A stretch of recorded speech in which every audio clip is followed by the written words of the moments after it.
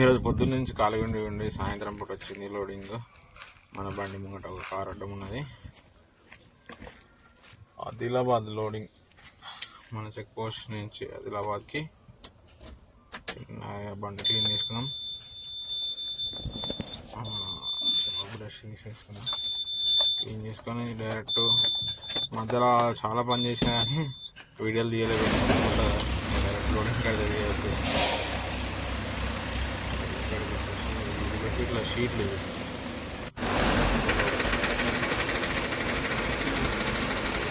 ఉంటాయి. ఇప్పుడు ఈ మధ్య అందరూ ఐరన్ బిల్డింగ్ కట్టుకోరు, ఇది వాటర్ దానికి పోతుందిగా.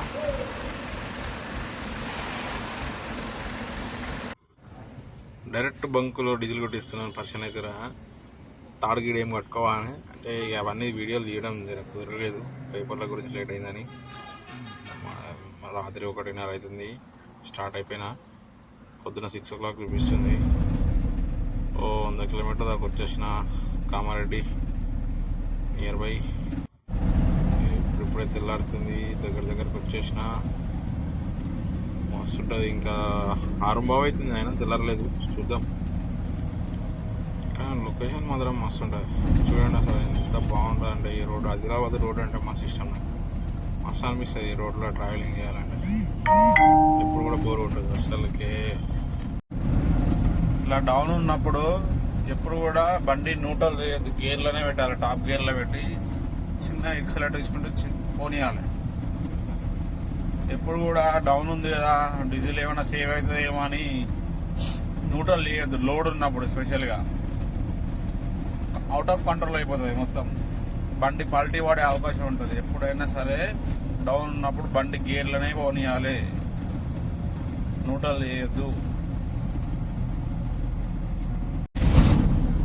Ghat road Adilabad almost reach అయినాము. 15 కిలోమీటర్లే ఉన్నది. డ్రోన్ ఉంటే మంచి వ్యూ వచ్చేది.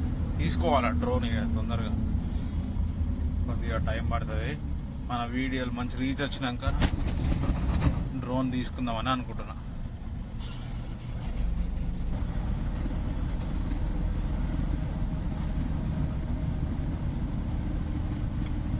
ఈ రోడ్ మొత్తం స్లోప్ ఉంటుంది అన్నమాట.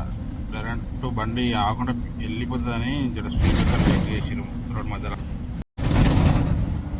మొత్తానికి అయితే ఆదిలాబాద్ సిటీలో ఎంటర్ అవుతున్నాం, టౌన్లోకి. డ్రాప్ పాయింట్ ఇంకొక కిలోమీటర్ చూపెడుతుంది. వచ్చేసినట్టే. ముఖం కూడా ఎట్లా అయిందో మొత్తం.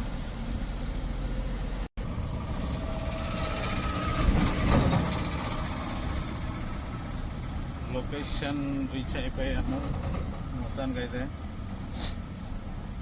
నాకు కస్టమర్ ఇదే లొకేషన్ పెట్టిండు. అది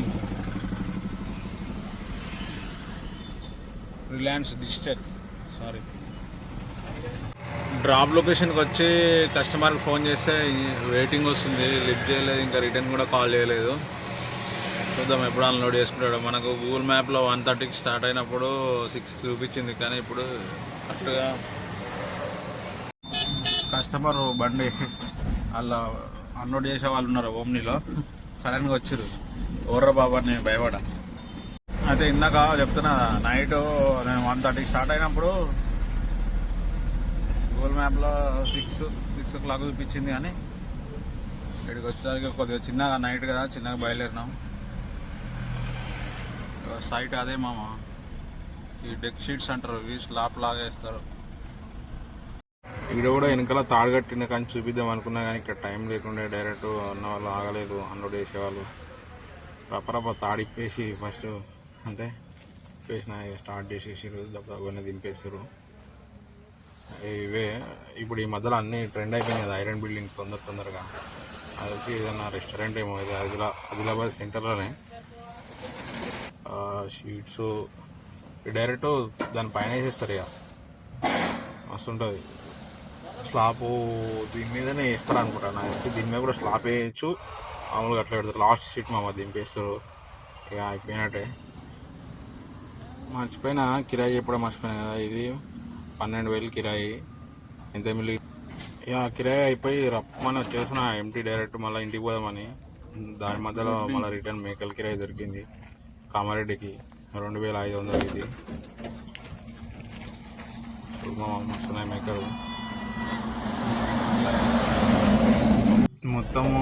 అది 12,000, ఇది 2,500, మొత్తం 14,500. ఎంత ఖర్చు అయింది ఎంత మిగిలింది చెప్తా చూడు మామ. 3,500 డీజిల్, 800 టోల్ గేటు, 400 తాడు, 30 రూపాయలు టీ తాగిన మామ. అంతే. ఇక డైరెక్ట్ ఇంటికి వచ్చేసిన. మళ్ళీ 1:30కి బరాబర్ మళ్ళీ ఇంటి దగ్గరనే ఉన్న. మధ్యలో ఎక్కడ ఆగి టిఫిన్ కూడా చేయలేదు, డైరెక్ట్ ఇంటికి వచ్చిన. నైటే నేనే చేపల కూర వండిపోయిన పోయేటప్పుడు, మంచిగా పెట్టుకొని అదే తింటున్నా. కామెంట్లలో చెప్పండి నాకు ఎంత పైసలు మిగిలినాయో. Okay bye.